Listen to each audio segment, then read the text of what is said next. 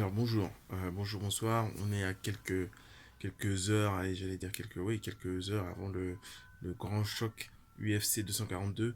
Donc on va avoir Dustin Poirier qui va affronter en main event Khabib Nurmagomedov. Excusez-moi encore du terme. Et clairement, euh, non, ça va être un gros combat, mais euh, Khabib est vraiment une bête, c'est-à-dire en entraînement, en tout ce qui concerne le sambo, tout ce qui est mise au sol.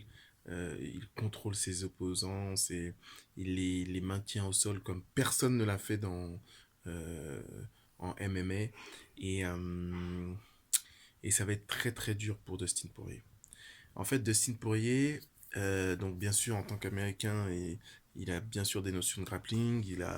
Je crois bien qu'il vient juste d'avoir une ceinture noire en jiu-jitsu. Il est pas mauvais, mais pour moi c'est un travailleur qui n'a pas eu la chance d'avoir des gifts comme on pourrait dire que Connor a. Et en termes de striking et en termes de force au niveau de, de, de, de sa main droite. Sa main droite ou gauche, je sais plus, c'est sa gauche, je crois. Et donc on peut considérer qu'il a été gifted. Khabib, le fait que il ait suivi l'entraînement de son père depuis le plus jeune âge. Poirier, on l'a vu évoluer, on l'a vu travailler. Il me rappelle un peu Thierry Henry, il se retrouve là. Là, il se retrouve dans le top 2.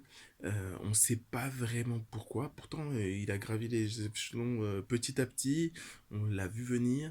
Mais si on est sérieux, euh, on l'a vu perdre contre Michael Johnson. On l'a vu perdre contre, comment il s'appelle? On l'a vu perdre contre Conor McGregor. On l'a vu en difficulté contre Alvarez. Euh, c'est quelqu'un, je mets pas en doute sa persévérance.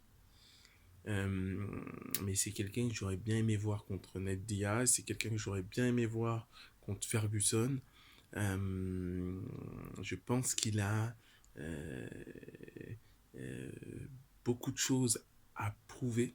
C'est-à-dire que même en perdant contre Khabib, je pense que Ferguson, c'est tough pour lui. C'est pas si easy. Et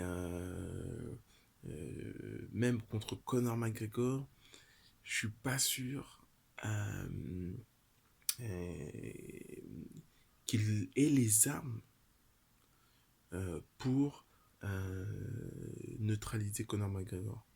C'est-à-dire ils ont déjà combattu. Et je pense que le outcome serait exactement le même.